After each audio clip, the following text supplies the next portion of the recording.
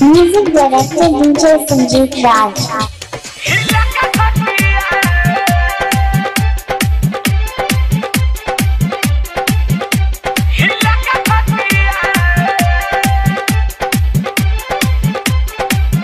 आप सुन रहे हैं अलबेला अशोक को।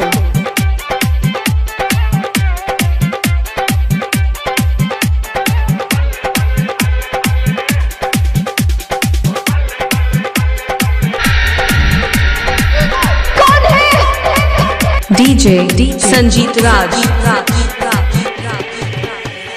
भैया तो हर चल गईले सुते खरिहानी हो, आके ठंडा दो हमर गरम जवानी हो। भैया तो हर चल गईले सुते खरिहानी हो, आके ठंडा 735276175 जल दिबुता के बतिया मजा मारल ये देव अय्या मजा मारल ये देव दुहिला का खटिया। भैया कौन है? डीजे संजीत राज। हमर गरम जवानी हो, अब न जल्दी दिबुता के बतिया मजा मारल ये देव दुहिला के खटिया। मजा मारल ये देव दुहिला के खटिया।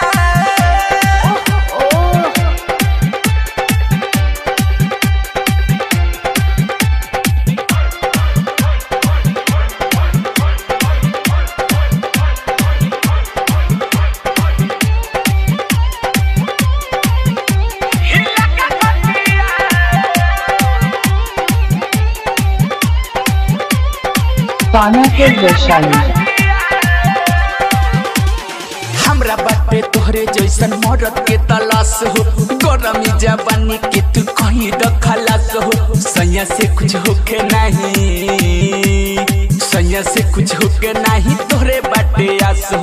तोहरे से पूछी मोर जवानी के पियास हो, जवानी के पियास हो, जवानी के पियास हो। आज बना दो रंगीन रतिया मजा मारल ये देव दुहिला के खटिया। मजा मारल ये देव दुहिला के खटिया।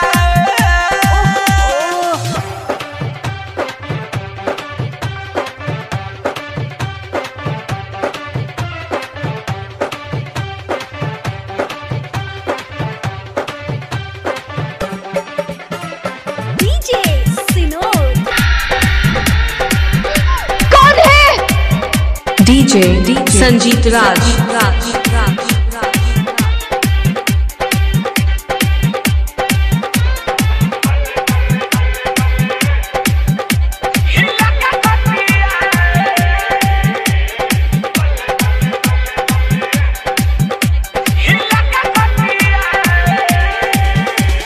सात 352761725।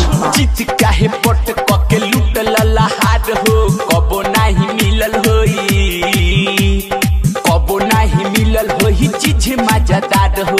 चीख के तू देख याद आई बादा बाद हो, आई बादा बाद हो, आई बादा बाद हो। मुंडे बनाना लेके चुमा चटिया मजा मारल ये देव दुहिला के अरे मर गई रे। मजा मारल ये देव दुहिला के खटिया। अरे माई रे। भैया तो हर चल गईले सुते खरिहानी हो, आके ठंडा दो हमर गरम जवानी हो। अब न जल्दी दिबुता के डीजे संजीत राज। देव दुहिला के खटिया। पानापुर वैशाली। 7 352761725।